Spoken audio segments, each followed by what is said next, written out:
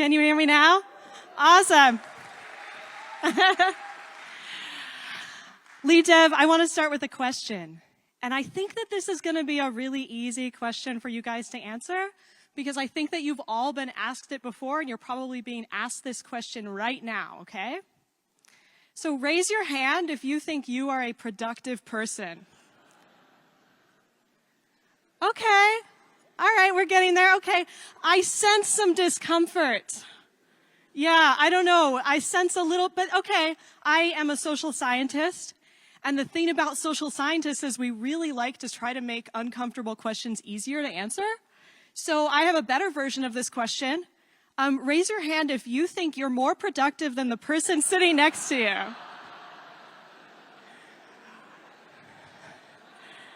Okay, I love that some of you raised your hand and looked at each other. Okay, you're all hanging back. All right, this is very interesting, because you are not just being asked if you're a productive person, right? You're being asked to compare productivity between people, which we all just failed to do, right? How about this? Can you raise your hand if you helped someone at work last month? Okay, all right, awesome. Let's try this one. Raise your hand if in the last month at work you made a mistake and then learned something from it. Yeah, awesome. I have really good news, which is that you're all productive people. Please give yourself a round of applause. Yeah. Okay, but this is really interesting. My talk is mostly going to be about why those first questions felt so bad. And then the second questions felt really easy, right? Really easy to answer. And I think this really matters, because we are all here, I bet, in some way, shape, or form. You are here at this conference because you are concerned with developer productivity. You might even be responsible for it. But I'm coming in front of you as a social scientist studying software teams to say, I don't think we know how to talk about this. I don't think we're even close to talking about this, actually. And I think because of that, we are facing a real challenge with our teams right now. So to start talking about this, what I want to show you is some data. This is a chart from a recent research study that I actually just finished and analyzed all the data points in it myself. It's 465 different experienced engineering managers. And what you're looking at is the percentage of managers in our sample who agreed with this question: making my team's technical work and effort visible, seen, really understood in my organization. That is a critically fundamental part of my job. And I see some nods, right? Because 88% of the managers in our research study agreed, like across the board, really strong agreement. Yes, absolutely, we're doing this. So guess what happened when I asked your developers if this was happening? Yeah, so only 24% of developers in our research agreed that their manager had visibility into their technical work, enough visibility to actually do their job. We are misaligned.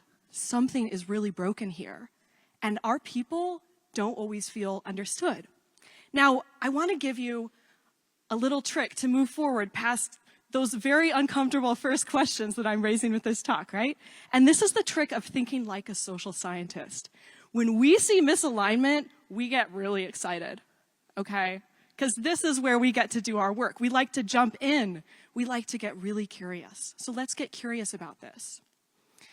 You see, in my experience doing research on how human beings navigate their environments, try to learn, try to innovate, you know, one thing that I've seen over and over again is when we don't feel clear about our shared definition of success, what we do is we default to deeply held beliefs that we carry around with us. We lean on these to make decisions about what will actually create success here, right? You can think of these like heuristics in our environment.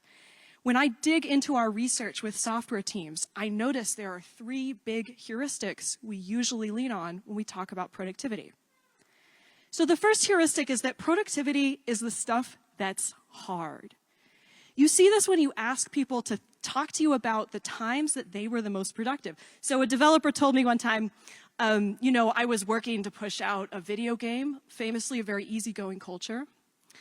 And he was remembering a time, I think when I was the most productive, I was, pulling all-nighters, and I was staying up really late, and I didn't see any of my friends. Some of them didn't weren't my friends by the end of this process. And I was like, do you know you're giving me an answer that's all about time and not about work? And he said, yeah, but that's what counts. Okay, so our developers learn very quickly. When I'm looking to try to understand what's productive, I should expect it to be the times when things feel really bad. The second belief is that productivity means you never stop, right? If you ask a bunch of software developers how their managers value them inside their organization, a lot of them will say, well, okay, my manager's not a terrible person. He asked me how I'm doing. She asked me how my family is. But at the end of the day, I think they're probably counting my commits. This is not a made-up example. I asked a bunch of you this question at leadDev New York City, and that's what a bunch of people said, okay? So we're trapped back in the world of lines of code. I thought we set that stuff aside, right? The third belief is that we often pass along the message that developer productivity is really lonely, okay?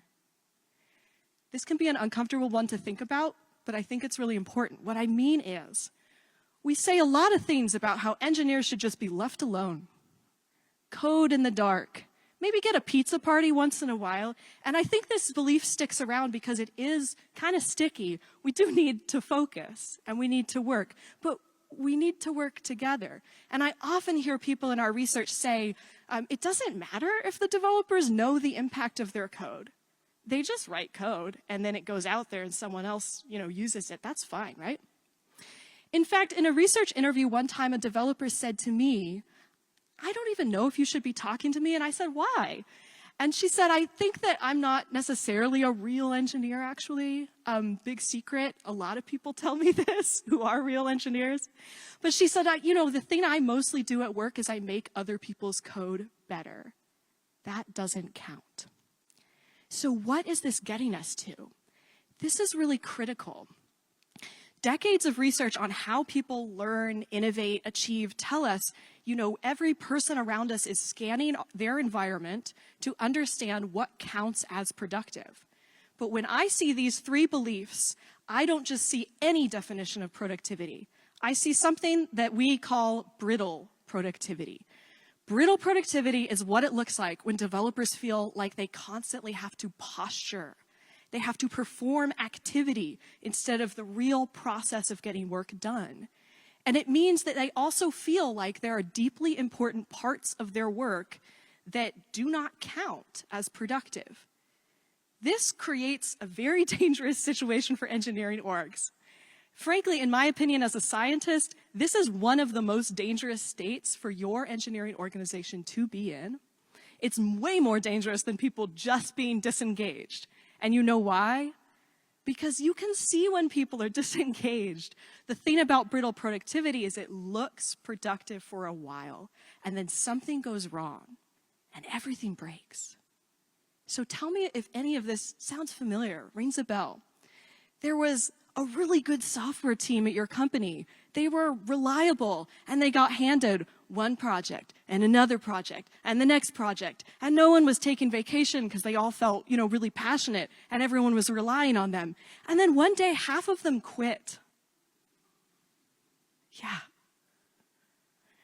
Or how about this? Maybe there's a really quiet staff engineer, senior person who's hanging around, and they don't look that productive on all of your metrics, and so they get laid off.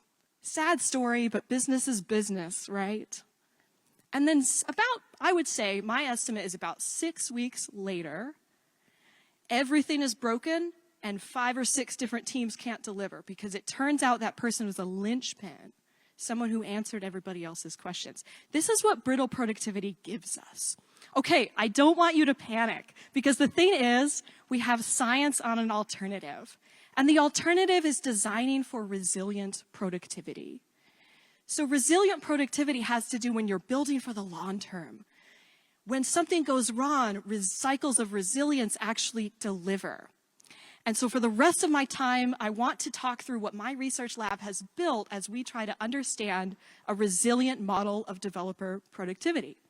Now, at this point, half of you might be like, yeah, I'm leaning up, I'm ready to go, I'm really interested. And half of you might kind of be saying, this is more people stuff.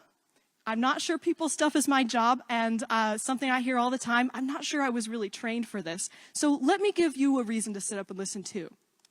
There is not a serious professional sports team in the world that does not have a professional psychologist on staff. Now, raise your hand if you have a psychologist on staff for your eng team. No? Okay. All right. Let's dive into what you can do with a psychologist on staff, right? As we beautifully learned on Ted Lasso. In my research lab, we decided to start tackling resilient productivity by asking what thriving on software teams looks like. Now, thriving is a concept that's been really important to human achievement and well-being, and it means you have access to the socio-cognitive processes that you need for realistic and sustainable growth and innovation. So it's worth going a little deeper here because we realized as scientists that it's actually a lot more useful to ask, what are these processes, rather than most of what we saw out there, which was people saying, just make people happy, right? Which I'm sure is very useful advice to get as an engineering leader, just make everyone happy. It's actually kind of an impossible thing to do. So instead, we took a deep dive into the research literature, and based on that, we created 4 key measures that roll up into something that we've named developer thriving. These are these 4 factors. Developer agency, which is when a developer feels like they speak up when they can disagree with something. They're creators, not just consumers of information and decisions. We see developers feel agency when they're brought into technical decision-making, when developer-driven initiatives are supported, when you get to work on code quality, right? Things like that. Developer learning culture is when teams have a vibrant learning culture that they share. You can share your mistakes, and very critically, you see mistakes as a necessary part of the process and as technical, which is really important here. Developer motivation and self-efficacy. You want your developers to be really high in self-efficacy. This is a psychological powerhouse. It has to do with the belief that you can overcome unexpected friction. And this is actually a place where the feedback you give as a manager can play a huge role, bigger than a lot of people think. Support and belonging is when developers believe that a person like them belongs in this environment. A whole person like them. So not just you doing this work conditionally as long as you never change and you're always there answering the on-call thing or whatever, but the support and belonging that goes deep with you as a whole person. Now, there's too much to go into for all of these recs, so I've actually got a QR code of a white paper we made with recommendations for how you can lift and lower each one of these factors. These come from all of the developers in our research, and we have a book that we're handing out at the Pluralsight Flow booth, if it's still there. So, data from the people to the people here. So what happened when we measured the impact of thriving on real teams? Well, what you're looking at here is data from 1,282 different developers. And on the x-axis, you see productivity, right? And we know productivity is highly variant. It moves around a lot. A lot of things drive it up and down throughout your work. But what we found is a strong positive relationship with developer thriving. So when you measure all of these things, you can predict a significant amount of the variance in productivity. Now, I want you to take a moment to think about this, because I think it can be easy to blow past like a finding like this. It's sort of intuitive. It's actually very hard to predict a large percent of the variation in someone's productivity. So this is something that you as leaders should sit up and take notice of, giving you the power to predict the future for your teams with this. Now, another little trick for looking at data like this, looking at it like a social scientist. When I saw this, I thought this was really interesting. Productivity is complicated, but one of the things you can think about is take a look at the teams that are high in developer thriving. Notice how few data points we have there. What I'm saying is, it's very unlikely to find a software team that's high on all those 4 factors of thriving that isn't productive. Now, every situation exists in the world, right? So, of course, that can happen. But this, again, is a thing we look for when we look for levers that we can make change with. So now we're building what in social science we call a theoretical model for developer productivity. At scale, empirical evidence that developer thriving does predict productivity. We tested it across industries. We have a massive research report. You are welcome to read the whole thing and write to us about it, or just smack it on the desk of somebody who needs to hear it, right? We're very proud of this. So let's remember, in brittle productivity land, we expect productivity to feel hard. But that is not what the evidence is telling us. Actually, we have evidence that productivity is unlocked by stuff that feels pretty great.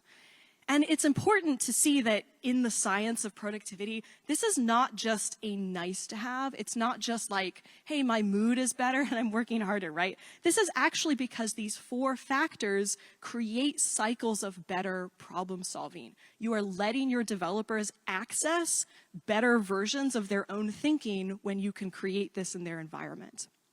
So let's take this thriving mindset forward and let's try to tackle the other heuristics. Remember, brittle productivity tells us, do not stop. And when you think that you can't stop, the number one thing on the chopping block for developers are reflective processes. So we can spend a lot of time at this conference talking about retrospectives and setting learning goals and doing diagnostics, but if fundamentally your idea about productivity is that that stuff is not productive, your people are not going to do it. The story is different for thriving teams. And one way I learned the most about this is actually doing research with engineering managers. So I was super excited to get to dive in with a group of experienced engineering managers, people who said to us, you know, I've been really successful in my career and I consider myself highly productive. And I presented them a scenario because, again, social scientists, we love to give people these uncomfortable situations. What would you do if you were suddenly put in charge of a team that's failing to deliver? So do they crack the whip? Do they count the number of commits? No. That's the opposite of what the most successful engineering managers do, right? What you're looking at here is a graph from our research project, data again, where I was really curious about how managers would triage failure. So we asked them about what they thought the most dangerous red flags were on software projects. And what I want to draw your attention to is, you know, people not pushing enough commits is not nearly towards the top of this. They say, well, we probably messed up on the project. We probably messed up on the requirements. And they said it's time to hit the stop button and change things, right? Good managers blame processes and not people. This is a graph showing all of the examples that engineering managers gave me in this particular study of the things that they would say were merited a stop, merited a change. And something I thought was really interesting was I realized managers use process changes to drive changes in developer thriving. They didn't always call it that, right? But they often said things like, you know, I decided to change this project so that it would give us time to build a better collaboration culture, right? Effective managers actually stop and change what their teams are doing all the time. And this can look less productive. One time a developer told us, I remember this project where I had a new idea. I had an innovative new idea for a way we could solve this problem. I went to my manager and I said, listen, I want to blow up the project timeline. And he said blow up. He wanted 2 weeks, you know, and the manager gave him 2 weeks, 2 different weeks. And he talked on for about 20 minutes with me in this interview about this, on and on about how much that 2 weeks meant to him. His solution ended up working. The project was long gone. The product was gone. But here's the thing. This was 20 years later. 2 weeks now for 20 years of innovation. He said to me, I credit that manager for my whole career. I decided to stay in this field at that moment. So instead of thinking productivity means never stopping, we have to see productivity as adaptive. as sustainable, all right? So now we're building even more towards thriving. Let's tackle this third myth. And I think that you probably already have a guess that I'm not going to let us hold on to myth number 3 and that I have data for it. So developers do need focused time, but they do not need to be lonely. I hear a lot in my research about people saying, I want to make sure my team's not distracted by the business, which is fair. But an engineer also told me one time, I should be happy. I am safe. I got the promotion. I'm here. I made it. No one's doubting the quality of my code. All these things I had to overcome. But I got here and I feel like a ghost. All they want from me is code, and I wonder where that code goes. So in our research, after we had done all this work to understand thriving teams and then to understand managers, we realized we had missed a really important data point, and that's talking about developers' relationship with their organization. So we measured something, an original measure from our lab that we call the Software Work Visibility and Value Scale. This is a measure we created to ask whether developers feel that their manager, their teammates, and their organization have the right level of visibility in my technical work, which doesn't necessarily mean they see everything, right? The right level, and that my technical work is valued. Now, I want to take a beat because I think we're so used to thinking of how software engineers are incredibly valuable. We're all looking for them. We think, well, of course you're valued. What conversation is there to have here? But remember what I started this talk with. There is a big misalignment of perception here. People are not necessarily feeling this. So what happens when we measure it? Once again, you're looking at data aggregated from those 1,282 different developers across agencies. And visibility inside of an organization hangs very tightly together with whether these are teams that achieve thriving. In fact, we might call visibility maybe a precondition to actually fully get thriving. And so now we're building a stronger empirical model of resilient developer productivity. We added visibility into our model. We did a serial mediation analysis. That's just a fancy way of saying, we're trying to account for and include many important factors here. People's age, the types of work that they do, all of these things that we might want to model. And again, this adds to our power to predict productivity. So your leaders need quant, they need some convincing of this. Please, feel free to share our research there. Linked in this QR code is a white paper that my lab put out about what developers told us in qualitative follow-up about visibility. Why does it help us? What do we want it to look like? Where are managers getting it wrong, right? So a lot of the time when we talk about developers in this industry, we use metaphors like rock stars instead of bands. And I want to say with visibility and what we've learned from it, you don't want to think about having a diva rock star that you have to keep happy all the time when you could actually be running a beautiful music festival full of different bands. That's what thinking about things like visibility starts to get you here. All right. So we've got some new heuristics to move forward with. Productivity is thriving, it's adaptive and sustainable, and it's collaborative. And I want to tell you, last year, I told a very dear friend, I am starting a research lab to study developers. And they said very sincerely, Kat, I thought you studied people. You guys are people, okay? And so are your teams. And the science of your productivity actually matters. And so I want to end this talk by saying we are hearing a lot right now about doing more with less. That is against the laws of physics, okay? If we want our developers to do more, we actually need to give them more. Maybe right now that isn't budget, it isn't roles, but we need to give them more for their human experience at work. And the thing is, I'm pretty sure you already know this because I saw it on your faces when we were answering those questions together, right? You have felt this in your career, what real productivity feels like, what it feels like when you're in a place that is protecting it. You know the difference between good questions and bad questions. So this talk has actually not been about you at all. This talk is about your next conversation about developer productivity. sometime very soon, you are about to have this conversation. Some of you are probably already in it right now. What I want you to know is that science is on your side to build something better. That old model of brittle productivity is not going to be on your side. And you might have to be the person in the room to define a better version of productivity. This is, in my opinion, the most dangerous choice that we are all making right now, but you are not in it alone. We have scientific evidence for you to bring to your next conversation. So you didn't think any of you had a psychologist on staff for your engineering org. Now you do. This is our Developer Success Lab. Go to our website, download our research. It is here for you. Thank you.